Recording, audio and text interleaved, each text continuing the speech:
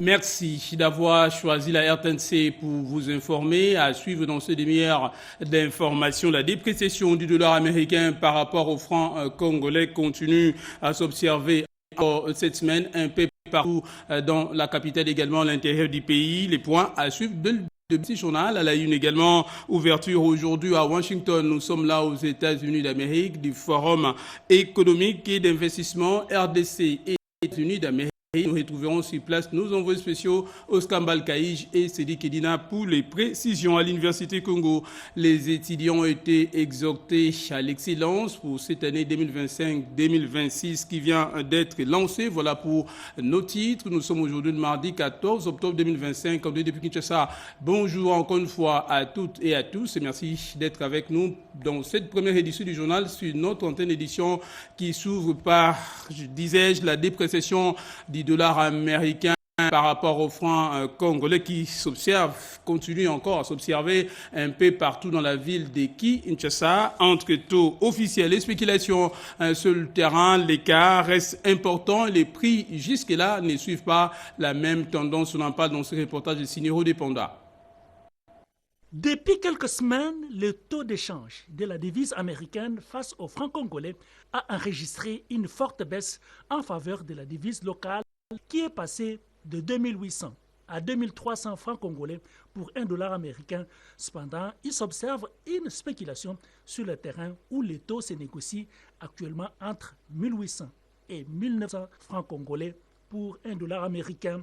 Pendant que certains saluent cette appréciation du franc congolais, d'autres par contre restent prudents.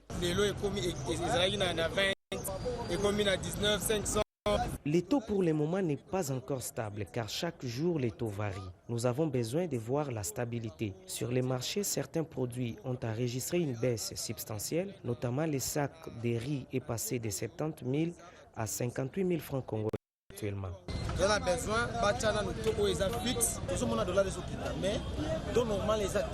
Nous saluons cette baisse, mais nous demandons aux autorités de fixer un taux stable. En plus de faire un suivi sur les marchés, car chacun fixe son prix, les produits qui coûtaient jadis 28 000 francs sont fixés actuellement entre 29 et 30 000 francs congolais. Les cambistes pointent du doigt les grossistes qui leur proposent le taux de 19 000 francs congolais pour 10 dollars américains. Pourquoi vous changez à 18 000 On a acheté chez les grossistes à 19 000 francs pour 10 dollars.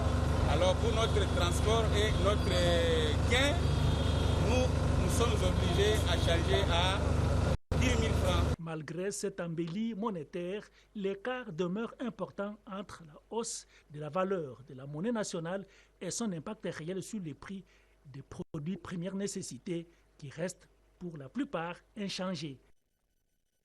Dans l'actualité également, il y a cet incendie qui s'est déclaré au quartier Binza Météo. Nous sommes là à Lema. L'effet a complètement ravagé une atelier de menuiserie, plusieurs dépôts ainsi que d'autres habitations voisines. On en parle avec Angèle Mabiala, Landou.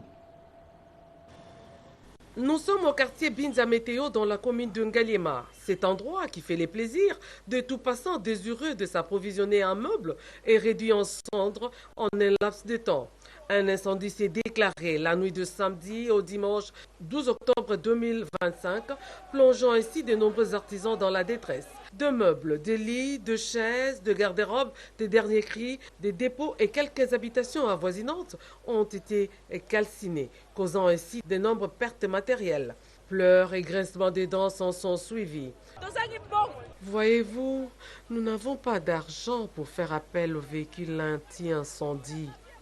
Nous sommes dévastés, nous sommes tristes, nous sommes réduits à zéro. C'est écœurant. Un mauvais raccordement aurait fait un court-circuit entraînant ainsi la surchauffe d'un câble de la SNEL, disent certains. D'autres par contre évoquent un acte de sabotage. Il y a un mauvais circuit électrique qui s'est posé juste là en face là où il y a les immeubles qui sont en train de brûler là-bas. Nous devons vraiment interpeller la société SNEL pour les câblages qui se fait au-dessus de ces maisons qui étaient ici. L'augmentation s'est propagée rapidement à la seconde. Il n'y avait pas moyen d'évacuer nos marchandises. Nos hangars se sont consumés rapidement. Une enquête est vivement encouragée déterminer les causes profondes de cet incendie. Plus de 50 hangars ont été calcinés. Les artisans disent avoir tout perdu et ne savent plus à quel sein se vouer. Ces professionnels du bois qui vivent ce drame pour la 3e fois consécutive lancent un cri d'alarme aux autorités du pays pour une prise en charge effective.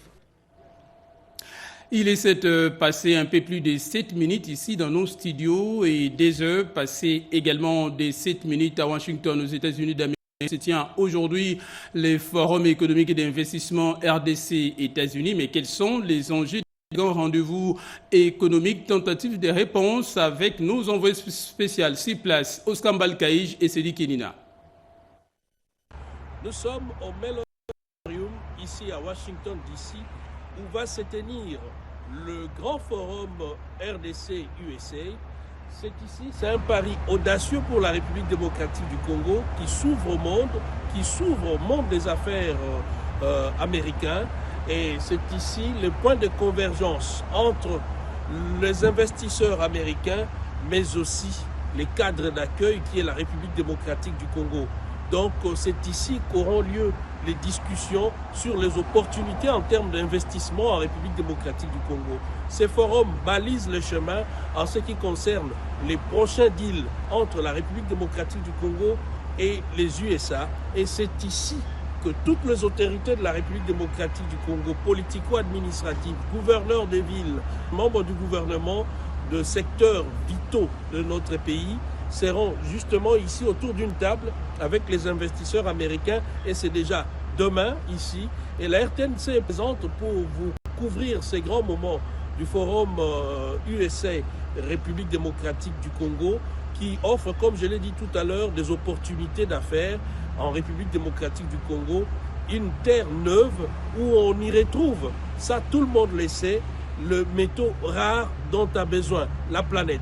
Et l'Amérique s'intéresse à la République démocratique du Congo et ces cadres du forum USA-Afrique, c'est le cadre idéal qui va permettre à la République démocratique du Congo de se vendre non seulement entre les mains des Américains qui en ont tant besoin, mais aussi les restes du monde. C'est une plaque tournante. Nous sommes juste en face du National Museum of American History et de l'autre côté c'est le Capitole et vous avez l'obélisque de Washington. Et c'est pour dire l'importance, c'est le symbole même de l'importance qu'attache le gouvernement américain en ce qui concerne ces grands forums. Depuis Washington DC aux USA, Cédric Kenina, Oscar Mbalkaïj et Jires Kelani pour le compte de la radio-télévision nationale congolaise. Merci Cédric Kenina pour toutes ces explications, pour ces forums économiques et d'investissement RDC et États-Unis qui s'ouvrent donc aujourd'hui mardi 14 octobre et c'est là jusqu'à demain mercredi 15 octobre. Dans les restes de l'actualité, le nouvel ambassadeur de la République démocratique du Congo auprès du Royaume de Thaïlande a présenté officiellement sa lettre de créance auprès de Sa Majesté le roi Romain X de la Thaïlande. On en parle dans ce reportage.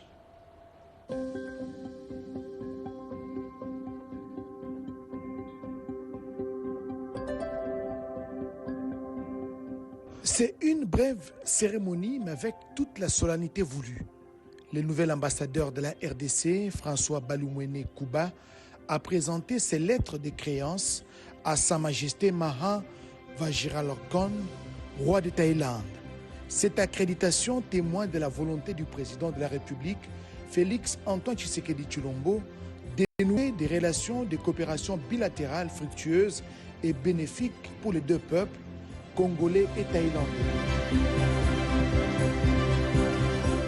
En réponse, Sa Majesté Maha, roi de Thaïlande, a salué l'excellence des relations qui existent entre les deux pays, des relations renforcées aujourd'hui avec l'accréditation du premier ambassadeur de la République démocratique du Congo au Royaume de Thaïlande.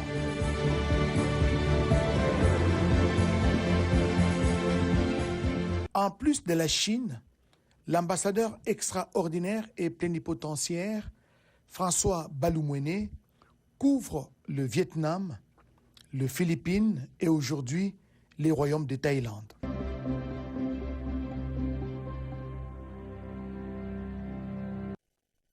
nous attarder cette fois-ci au lancement officiel du programme national de formation numérique de plus de 1000 jeunes de la République démocratique du Congo, programme porté par le ministère de la Jeunesse. On en parle dans ce reportage. La cérémonie a réuni plusieurs personnalités, parmi lesquelles le directeur Pays Equity Fondation RDC, le ministre d'État, ministre de l'Agriculture et de la Sécurité alimentaire, représentant personnel de la Première ministre, ainsi que le ministre d'État, ministre de la Formation professionnelle. Le coordonnateur du programme d'insertion, d'entrepreneuriat et des brigades des jeunes, structure pilote du projet, a ouvert la série d'interventions en présentant le contexte et les objectifs de cette initiative. Le directeur Pays d'Equity Fondation a pour sa part mis en avant l'engagement d'Equity Group à accompagner la jeunesse congolaise vers l'autonomie économique. Prenons la parole. Madame le ministre de la Jeunesse, Grace Coutinho, a souligné que ce programme vise à accompagner au moins 1000 jeunes agripreneurs tout en saluant la collaboration interinstitutionnelle qui en garantit la réussite. Ce projet que nous lançons ensemble n'est pas une simple initiative. C'est une parole d'honneur donnée par son Excellence, Monsieur le Président de la République, chef de l'État, aux jeunes à l'occasion de son discours d'investiture du 20 janvier 2024. Dans sa première phase, ce projet pilote cible au total 1000 jeunes agripreneurs qui seront identifiés et sélectionnés après la publication d'un avis à manifestation d'intérêt piloté par un comité technique indépendant de validation. Ce programme marque un tournant décisif pour la jeunesse congolaise appelée à transformer les défis agricoles en véritables opportunités de développement durable. Autre chose, le comité de suivi des produits pétroliers a procédé à la certification des pertes et manques à gagner des sociétés pétrolifères opérant en République démocratique du Congo pour les 2 premiers trimestres de l'année 2025. Explication Rodéponda. La signature de ces procès-verbaux de certification des pertes et manques à gagner en présence du secrétaire général à l'économie nationale, Célestin Tuité, marque une étape significative dans la régulation et la stabilité des prix dans le secteur pétrolier en RDC. Ces travaux qui se sont déroulés dans un climat de rigueur, de transparence et de collaboration entre gouvernement et la profession pétrolière ont connu l'implication de toutes les sociétés pétrolières concernées, mais également la Fédération des entreprises du Congo FEC, la présidence de la République, la primature et des délégués du ministère des hydrocarbures. Le représentant de la FEC à ses assises, le président de la Commission nationale des hydrocarbures au sein du patronat congolais, a salué la sérénité et l'efficacité du processus, étant donné le montant global pour les premiers et deuxième trimestres s'élève à 15 972 221 $ américains.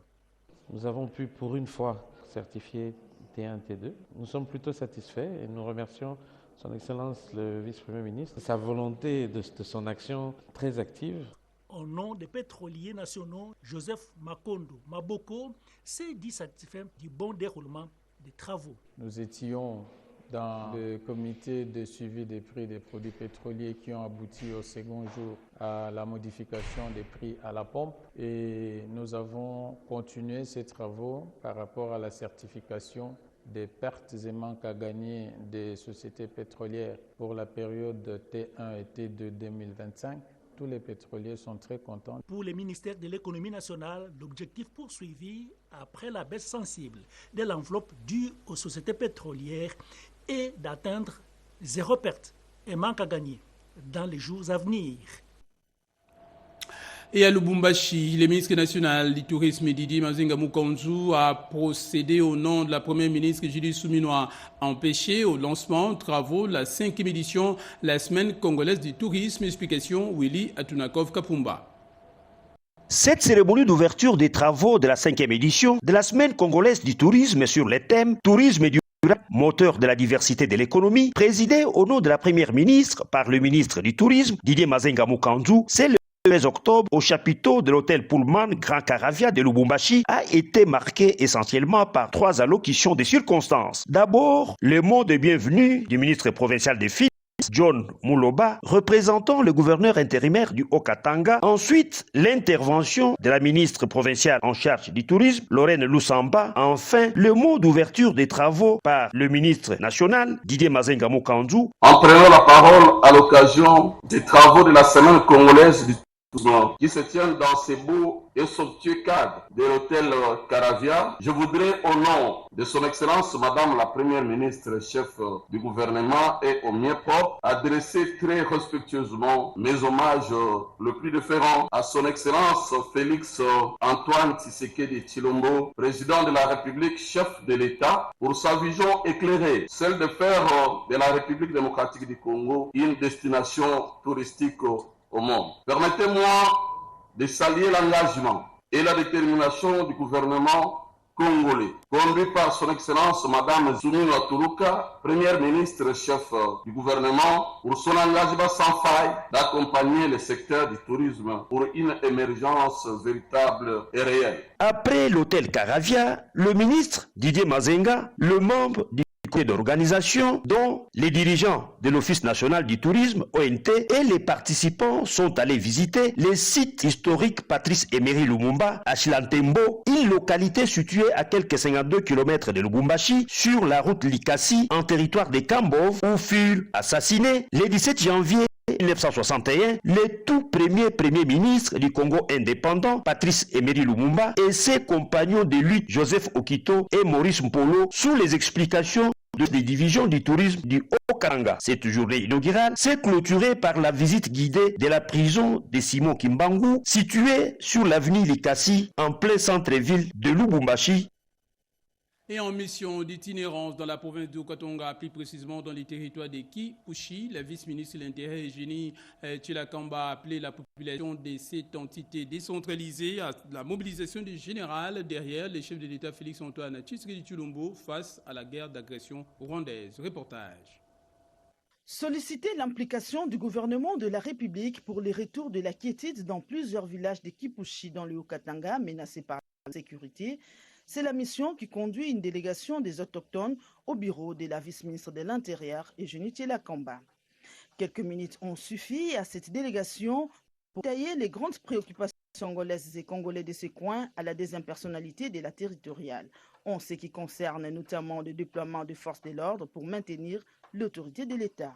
Nous sommes venus voir l'excellence, Madame la ministre de l'Intérieur, pour lui solliciter son explication par rapport au désordre et à l'insécurité qui règne dans nos trois villages. Kintu, Kipili, Makaya. Pas de réaction, sans réaction dans le niveau local. Nous sommes suggérés de monter au niveau national pour dénoncer ce genre de sécurité. Et voilà que nous sommes venus. Elle m'a assuré qu'elle va nous accompagner jusqu'à la dernière énergie.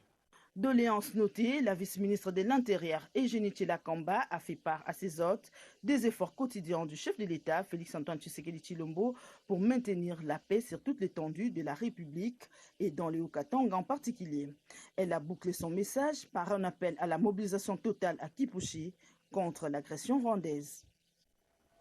Mise en place au sein de l'Union pour la démocratie et les progrès sociaux d'une commission de suivi et d'accompagnement chargée d'épauler l'exécutif de cette formation politique présidentielle dans l'organisation de son prochain congrès. Des propos sont recueillis par Jean-Pierre Ndolo-Demazou et Patrick Kachala.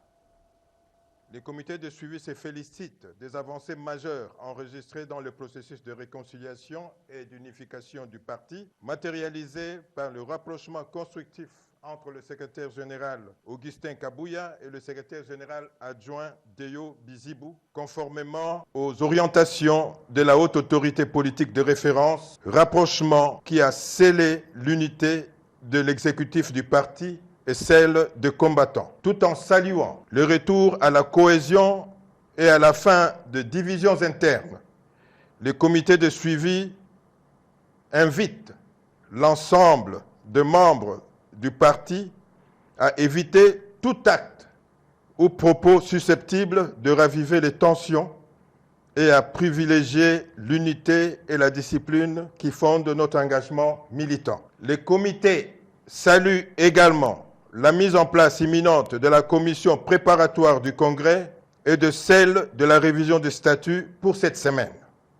Une étape essentielle pour consolider les acquis du processus de réconciliation et renforcer les fondations organisationnelles du parti. Fidèle à sa mission d'accompagnement, des comités de suivi s'engagent à suivre de près l'évolution de ces travaux afin de faire respecter la période immuable de la tenue du Congrès, la première quinzaine du mois de décembre 2025, que nous recommandait par la haute autorité politique de référence.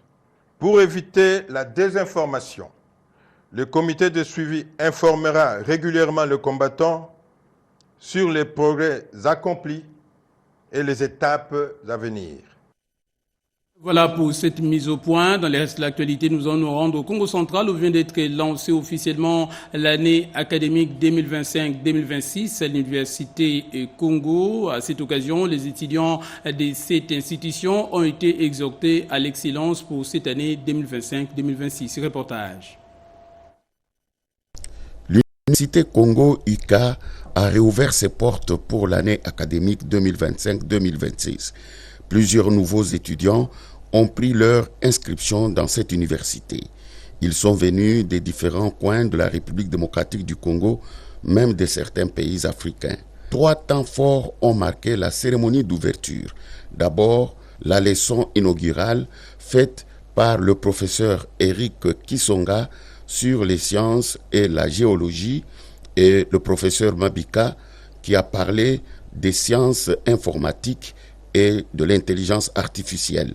Ensuite, le mot d'ouverture du recteur de l'ICA, le professeur Germain Kounamaba, qui a mis l'accent sur la qualité de l'enseignement dispensé dans cette alma mater. Enfin, le port de toge au docteur Josué Zanga. L'année académique renouvelée, une vision clarifiée et une détermination ferme à poursuivre notre mission éducative et sociale avec encore plus de rigueur, plus de créativité et de choix dans l'avenir. Et le vœu de bienvenue à toutes les étudiantes et à tous les étudiants nouvellement inscrits à l'Université Congo. À noter que l'Université Congo continue à recevoir les étudiants désireux de prendre leur inscription dans cette alma mater. À Kinshasa, l'évaluation de l'année scolaire 2024-2025 sur les plans pédagogiques était au cœur d'une assemblée générale des enseignants. Cette assemblée générale a eu comme objectif l'évaluation de l'année scolaire 2024-2025. Sur le plan pédagogique, elle a été une année de intense, mais surtout une année de succès remarquable grâce à la mobilisation des enseignants, à l'assiduité des élèves et au soutien indéfectible des parents, a déclaré Louis Kabangou Moussenga, préfet des études de l'école d'application ITEMAT, Istandolo. L'année scolaire 2024-2025 a été une année de travail intense, mais surtout une année de succès remarquable. Sur le plan de réalisation, l'ITEMAT a accompli des progrès importants. Sur le plan de la discipline, nous sommes convaincus que la réussite ne peut s'envisager sans une discipline solide. Nous saluons ici le comportement globalement responsable de nos élèves l'an passé, tout en rappelant que la vigilance doit rester constante. C'est pourquoi nous sollicitons toujours votre collaboration active dans le suivi éducatif de nos enfants. Résolument tourné vers l'avenir, car l'excellence est une exigence permanente, surtout dans les domaines techniques, l'Institut technique de météorologie, aviation et communication appelle les parents d'élèves à une bonne collaboration. Et puis lancement à Kinshasa la semaine espagnole 2025. Cet événement a été marqué également par la production théâtrale. C'est dans le cadre des préparatifs de la fête nationale d'Espagne que l'ambassadeur Carmen Diez Orejas a lancé cette semaine espagnole Kinshasa 2025. Laquelle a démarré dans sa résidence par la production d'un spectacle théâtral intitulé La Fuento, présenté sur place par un groupe d'acteurs congolais. L'ambassadeur avait saisi cette occasion pour présenter les contenus de ces films espagnols interprétés en français où un chef impopulaire abusait des jeunes femmes de son village dès qu'il le pouvait. Cette pièce, interprétée comme étant dans un des villages de la RDC, fut un bon moment de détente apprécié par les différents invités qui ont fait un voyage très intéressant dans ces petits villages. Un autre programme s'était tenu à 18h au Centre Wallonie-Bruxelles. Le public a découvert les films Tassio du réalisateur Montio Armendaris, un récit émouvant sur la vie, la nature et la modernité dans l'Espagne rurale. Les derniers rendez-vous, le samedi 11 octobre 2025, à la Halle de la Gombe pour le spectacle des flamenco. Et pour finir, nous allons parler religion avec la 30e édition, la célébration de la fête des tabernacles organisée par les ministères chrétiens Logos Rema, célébration qui a coïncidé également avec la prière pour la paix et l'unité en République démocratique du Congo. Eric Kabomba pour le reportage. Louange, adoration et ferveur spirituelle ont rythmé la 30e édition de la célébration de la fête de tabernacle organisée par le ministère chrétien Logos Rema. Des milliers de fidèles se sont rassemblés pour cette grande croisade spirituelle d'une semaine placée sous les thèmes « La soif des dieux » et la reconnaissance vis-à-vis des dieux pour tous les bienfaits de l'Éternel. Cette édition revêt un caractère particulier coïncidant avec une cure d'âme pour la nation congolaise. Selon l'archevêque Diama Bob Kalonji, ces moments de prière visent à implorer les pardons divins pour le péché collectif de la RDC, à rejeter les antivaleurs et à œuvrer pour une réconciliation nationale. La soif que nous avons dans la vie ne peut pas être satisfaite par le pouvoir, par l'argent ou par les biens de ce monde. Et c'est une soif qui ne peut être comblée que par le Seigneur Jésus-Christ. C'est lui le cœur. Un appel soutenu par l'évêque Jean-Claude Toumba qui a également exhorté le fidèle à s'engager dans une démarche de transformation intérieure et collective. Quand nous venons avec cette attente, maintenant le fleuve d'eau vive coule. En fait, Dieu rencontre nos problèmes, il donne la solution à nos problèmes. Tout au long de la semaine, 2 ateliers, conférences et temps d'échange sont prévus pour approfondir le message spirituel et mobiliser davantage les croyants autour d'une prière intense pour l'avenir de la nation. Voilà pour l'essentiel de l'actualité de ce matin. Merci de votre sympathique attention. Merci également à nos équipes, à la rédaction et à la régie, notamment à Jonathan Moubalama, Mamita Bangoulou, ainsi qu'Alain Sodi, Didier Diawa et Derek Silimou, grâce à qui nous avons pu vous informer. Restez avec nous. L'actualité continue en français également dans les autres langues de diffusion. Le prochain rendez-vous, ce sera à 13h30 avec Luzen Tsagala, la présentation. Moi, je vous dis merci et à demain.